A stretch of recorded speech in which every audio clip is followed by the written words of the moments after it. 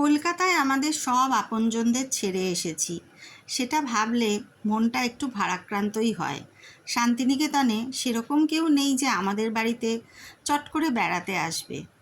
আছে ছেলে বৌমা আর এই দাদা বৌদি, আমাদের সেই সপ্তপর্ণীর দাদা বৌদি। অনেক বলার পরে সেদিনকে এদিকে এসছিলেন, তাই আমাদের এত সৌভাগ্য, নিজেরাই ফোন করে বললেন তোমাদের ওখানে যাচ্ছি। আমরা যে কি খুশি হয়েছি সবাই, বিশেষ করে আমার মেয়ে, সে জেম্মাকে জ্যাঠাকে এত ভালোবাসে, সত্যি মুখে বলে বোঝানো যায় না। আর জেম্মা জেঠুও তাই। জেম্মা জেঠুও যে মেয়েকে কি ভালোবাসে, টানতে টানতে দুজনে কত কি নিয়ে এসছে। চা পানি থেকে দই বড়া, তারপরে আম, তারপরে ঢ্যাঁড়স, হ্যাঁ, তারপরে গাছের এই ফুল, কি সুন্দর হাতি সুর, এই ফুলটার নাম, একটা চমৎকার ফুল।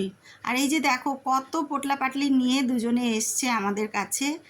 আমাদের তো কিছু বলার নেই, মন ভরে যাচ্ছে গল্প করে আর ওদের দেখে। এই যে আমরা নতুন বাড়িতে আসার পর কেউ একজন এলো আমাদের বাড়ি দেখতে বা গল্প করতে, খোঁজ নিতে, কি যে ভালো লাগা এগুলো চট করে বলে বোঝানো যায় না সবাইকে।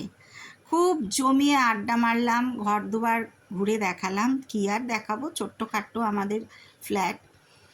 এইটা নতুন কিনেছি, তাই বৌদিকে বলছিলাম যে গ্যাসের একটা সাবস্টিটিউট রাখতে হয়। আর সবচেয়ে মজার, দাদা বৌদি কলমি শাক দিয়েছিল, আমি সেই শাকটা খেয়ে যা হাতের কাছে বীজ পাই, ছোটোখাটো চারা পাই, পুঁতে দিই। তো সেই কলমি শাকটাও টবে পুঁতে রেখেছি আমার ঘরের সামনে ছোট্ট বাগানটায়, তাই দেখাচ্ছিলাম কি কি আছে। খুব মজা করে গল্পগুজব করলাম, মনের কথা বললাম, মনটাও হালকা হলো, অনেক দিন পর কেউ এলো বাড়িতে।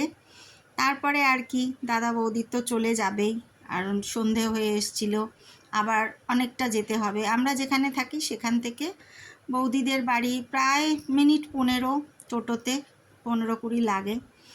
হিয়াও অনেক গল্প করে আনন্দ পেয়েছে সেদিন জেম্মার সাথে। তারপরে দুজনের প্ল্যান হলো ওখানে বসেই যে এবার আমরা একসাথে সিনেমা দেখতে যাব, ফুলপিসি ও এডওয়ার্ড শিবপ্রসাদের। সেই দিন প্ল্যান করে তার 2 দিন পরেই দেখে এলাম।